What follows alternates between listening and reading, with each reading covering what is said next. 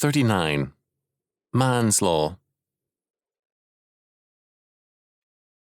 In 1975, the United States issued a 10-cent commemorative postage stamp to honor the 7th World Law Conference of the World Peace Through Law Center, held in Washington, D.C., October the 12th to the 17th, 1975. There were over 100 participating nations. The conference theme was the role of law in world cooperation. Central on the stamp was an open law book with a judge's gavel resting on it, and above it the world globe and the words, "World Peace Through Law." These words echo the title of a book published a few years earlier, written by Grenville Clark and Louis B. Sohn. World Peace Through World Law, an affirmation of a humanistic doctrine of salvation by law. The United Nations was obviously in mind. World Peace Through Law is an important slogan and an expression of a modern faith. It is also the antithesis of T. Robert Ingram's affirmation, the world under God's law. A belief in world peace through law is a truly amazing faith. First of all, no Orthodox Christian has ever affirmed salvation by law.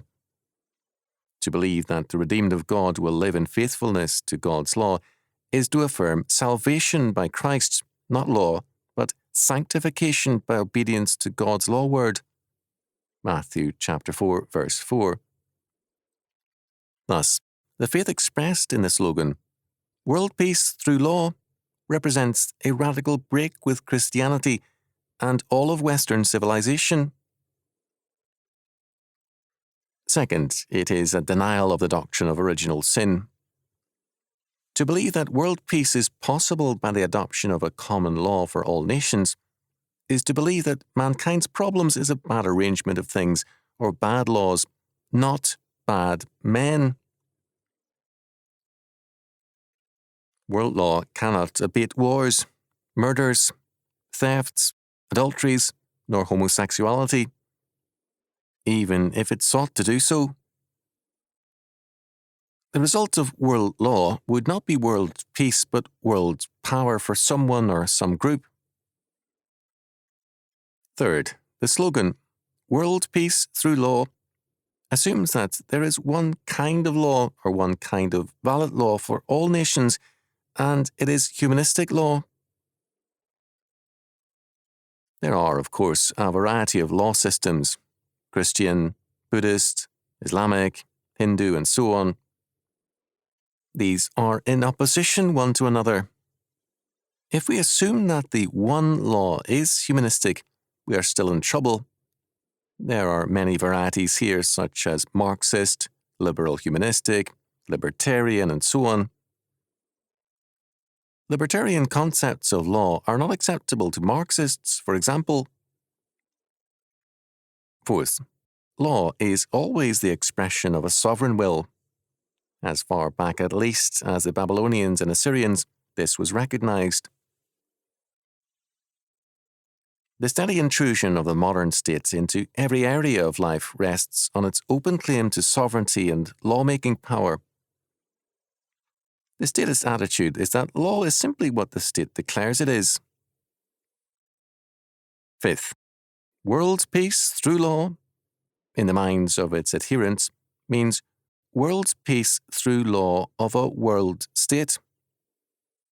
These men are certainly aware of history. Why do they assume that a world state will have a benevolent national states have lacked? Are they assuming that the triumph of humanistic statism will bring in a humanistic millennium? The evidence indicates that the rise of humanism leads to a rise of lawlessness. Sixth, the result of world peace through law will be worldwide coercion, not peace. The goal of such efforts is peace. Men like Genghis Khan and Dracula established their peace, as have tyrants over the centuries, and men have not been the better for it, nor are they the better for Soviet peace in the 20th century. But this is not all. In the West, prior to recent years, power was nominally tied to a religious and moral faith. Positivism in law, history, and sociology has undermined this, as Robert Strauss-Hoop observed. The mood has changed, and academic thinking, as is its wont, has performed a task of historical reorientation by completing a turn of 180 degrees. History is no longer seen as a manifestation of the divine will, or the quest for justice and freedom, or the march of progress, but as a ceaseless struggle for power. Social change, the neo-realist asserts brashly, is prompted by the pursuit of power. Only the fittest survive, and the spoils go to the strong. The quest for power governs the dynamics of social development. To grow is to impose one's will upon others. Given this relativism and positivism, all talk about justice is nonsense. The goal of quote-unquote peace is the silencing of all who disagree with the power state. World peace then becomes world control or tyranny. What can world law represent if it is not God's law, except evil? It is well known that states change their laws to suit their purposes and power. Abortion, for example, has, since antiquity, been either a crime against the state or the will of the state, depending on civil convenience. Since the Renaissance, the Western state has been steadily moving into an anti-Christian and tyrannical stance. To cite Strauss-Hope again, the Renaissance released not only the speculative mind from dogmatic fetters, but also the urge to power from religious scruples. The prince could now persuade himself that he incarnated the state. He no longer held his power as a sacred trust, but possessed it as he possessed his body. The secular theory of the state did not allow for the existence of independent social units, members that, so to speak, were not attached to the body. The centralizing tendencies that swept the bits and pieces of the crumbling medieval order into the hamper of the secular state found in scientific analogies their convenient rationalizations. Just as limbs obey the command of a central and superior organ, presumably the brain, so the body politic must naturally obey the prince.